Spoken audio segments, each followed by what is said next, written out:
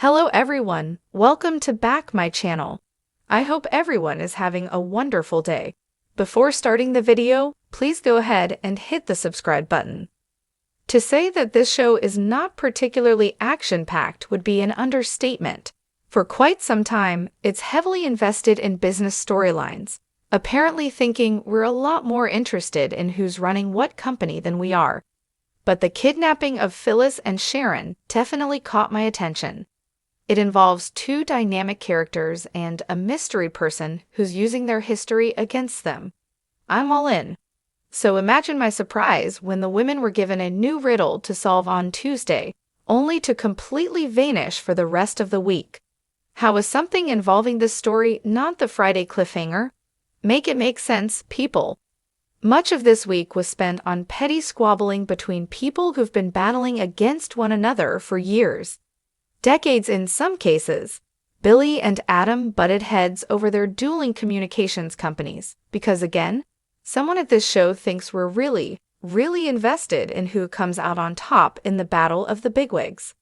Then there were Jack and Victor, having the same fight they've been having for so many years that they dragged the long-dead ghost of Jack's dad into the ring. But hey, fighting with Jack gives Victor something to do other than check notes, interfere in the lives of his granddaughters.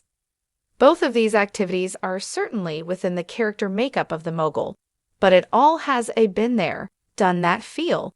Here's hoping we really are getting a new threat, as indicated by the endless name-dropping of Aristotle Dumas. It might be fun to see all of the local power players, including Jack and Victor, work together against a common enemy. I'd like for the folks at Young and Restless to check out the literal new kid on the block, Beyond the Gates.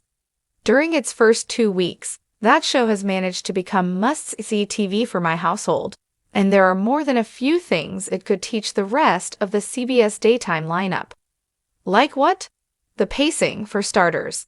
The past 2 weeks in Fairmont Crest have seen a wedding, an attempted murder, and a threesome, for starters, while Geno City folks argued over their companies. And although the majority of Gates' characters are wealthy, their conversations aren't about anything as trivial as who'll be the new CEO. The show also has a whole slew of have-nots whom every single person in the audience can relate to. I could go on, but you get the point. Young and Restless was the first soap I became addicted to a whole lot of years ago.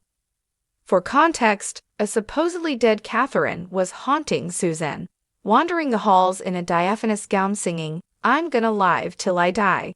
#JFKYK. I have loved it for longer than Jack and Victor have been feuding, so I know what this show can be when it's firing on all cylinders. That's the show I'd love to get hooked on again.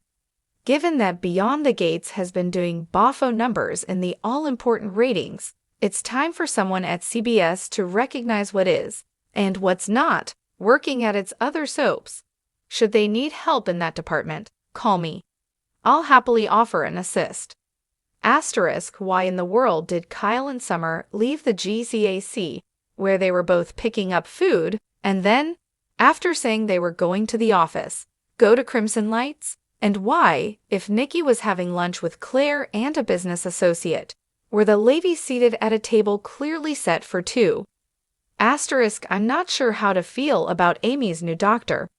The show used the fact that she's dying to introduce Damien. I've sort of been assuming that her dying would create drama between him and Nate, so her getting a miracle cure, which is the direction we seem to be heading, would be yet another case of this show saying, no, that would be too much drama. Let's back away quickly. I'm worried about this big renovation over at the Abbott Mansion. We all remember the Chancellor Estate disaster of a few years back. Also, I'd like to recommend that the show stop spending money on new sets, the Newman Ranch, Billy's Pad, now this, and focus on what's unfolding within them. Remember, when Hamlet set out to capture the conscience of the king, the play, not its setting, was the thing with which he endeavored to do so.